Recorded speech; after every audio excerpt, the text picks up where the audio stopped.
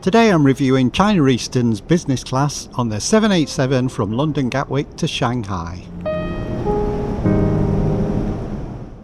After a very speedy check-in and security, we were invited to the Plaza Premium Lounge, where we spent a pleasant couple of hours. This flight was only booked 6 weeks before departure, as our flights with Iberia and Qatar had been cancelled due to events in the Middle East. Given the circumstances, I was really pleased with the price which we paid, and I'll reveal that when I'm reviewing the return leg. Departure time was 11:35 AM and boarding began around 10:55. Hello. After making the booking, I was really pleased when I saw that we'd be on the 787 with its really smart business cabin. Thank you. Every seat has aisle access and a closing door. Seats are staggered either next to the window or next to the aisle. The aisle seats do have a little more storage.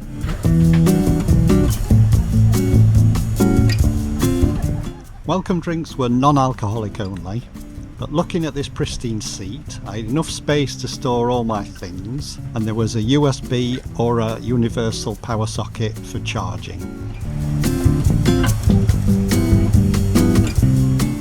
This lift-up cupboard with a mirror comes with a very high risk of forgetting things in it. And maybe this is a strange location for the IFE remote and seat controls. It would be very easy to spill something on it. And there's a literature pocket just down by the seat entrance. The tray table is a bit smaller than I would prefer, but it was sturdy enough.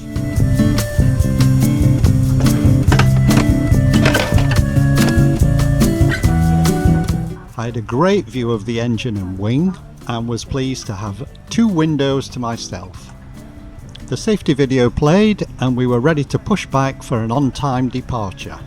Now, I haven't flown from Gatwick since 2019 and there were a few aspects to it that seemed easier than departing from Heathrow, albeit it's further from home for us.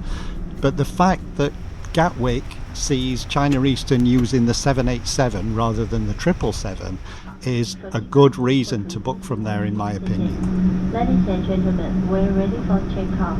Please double check your seatbelt and separately fasten. Any mobile phone should be switched off or set to airplane mode. Thank you.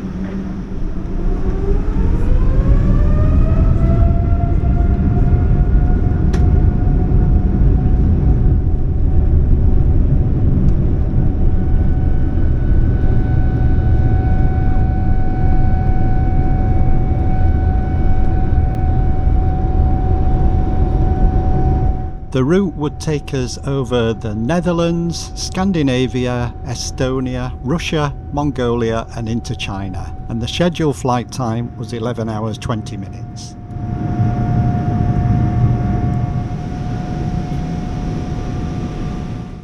Look at how private this cabin is. Doors were unlocked at cruising altitude. And yes, that squeak was ever present when moving it. But just look at this beautiful space. I'm very happy here for the next 11 hours. Let's look at the things waiting at the seat for me, starting with this pretty basic amenity kit. The pillow was okay, a bit soft, but I could have done with 2. Why did I not think to ask? The blanket was very luxurious. There was no mattress pad provided. This nice bag was waiting at the seat and it contained the comfy slippers. These are the headphones, which are not noise cancelling, and I'll give my opinion on those later. And a nice surprise was some sleepwear, which you will be delighted to hear I'll be modelling later, but please don't jump ahead or you'll miss the food. I'll cover the entertainment choices after the meal, but what I did like was the ability to take a virtual tour of the aircraft. You can view all of the cabins and even the cockpit. A good idea, I think. Okay, so the first sign of an alcoholic drink was about an hour after departure, and just before the first meal service. A quick look at the choices for this, the main meal, and the wine list.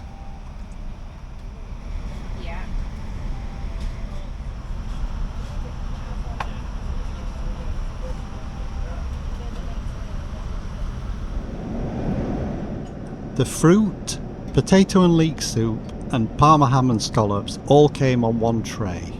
I assure you the soup is there under those croutons, and everything on this tray was good. As was the garlic bread. The Chinese beer, not so much. Those plates were cleared, then the beef in peppercorn sauce arrived. It was delicious. That was followed by mint chocolate cake, also very good, and then cheese and biscuits with a glass of wine and a small chocolate to finish. Overall, great stuff.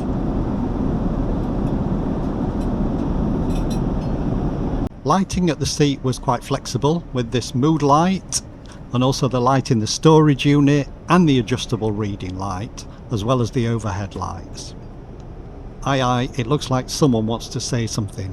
Right, here we are on China Eastern, flying from Gatwick to Shanghai on the 7879 Dreamliner. The aircraft looks very new, even though I believe it's about 6 years old. First business class that I've been on has got a closing door, which is a nice novelty. And the crew keep closing it. I don't know whether they're trying to tell me something, but we're about only an hour in, actually 2 hours in, and the first meal service is over, and it was very impressive. I wasn't expecting that much, having seen reviews before, but yeah, it was very good, very tasty, particularly the beef and the starter. So the seat feels comfortable, there's a lot of room, it's private even when the door is open. So yeah, it feels very cosy. I've got the windows dimmed at the minute, otherwise I might not be able to see anything. Crew have been very pleasant, friendly, not been any misunderstandings, so I've been pleased with them. So far, so good. There are a couple of drawbacks which I'll go into, but in the main, I cannot complain about this seat. This seat is first class. So, see you a bit later. Well, I won't see you later. It's voiceover all the way from here. Anyway, this is the seat going fully flat, and how it looks with the pillow and blanket. Let's close that door. Now, the moment you've all been waiting for, me modelling the exclusive China Eastern sleepwear. With no air vents, the USB fan definitely came in handy. The bed was good, enough room. The seat is quite hard, less padding than on China Southern and Air China. Wi-Fi worked throughout the flight, with the usual restrictions you might expect when in China.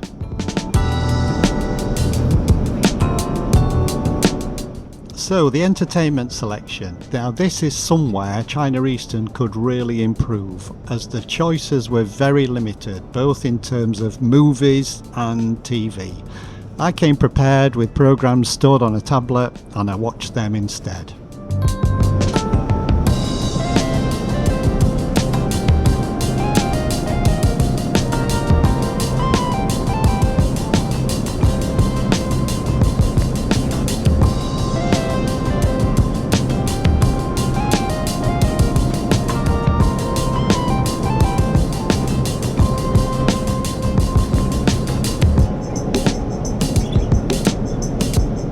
The in-flight map was good, customisable and plenty of information.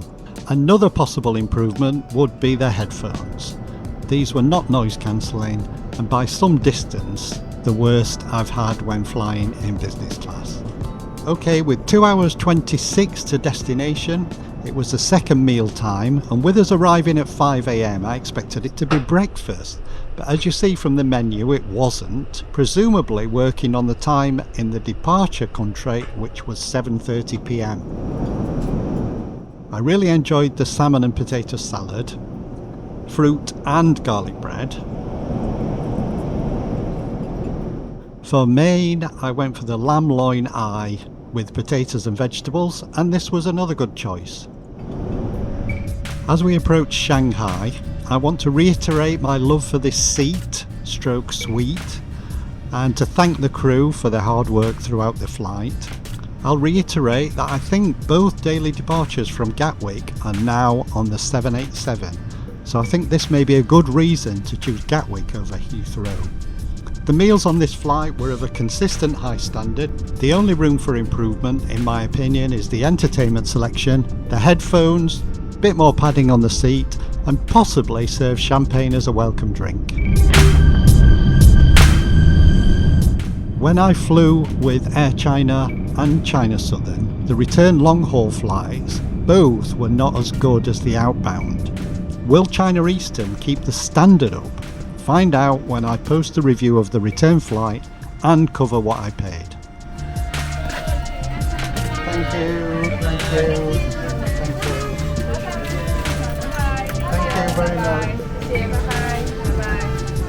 In addition, I have business class reviews of Shanghai Airlines 787 plus China Eastern A330 short haul, both coming up, so please tune in for them, and I would be really grateful if you could subscribe if you haven't done so already.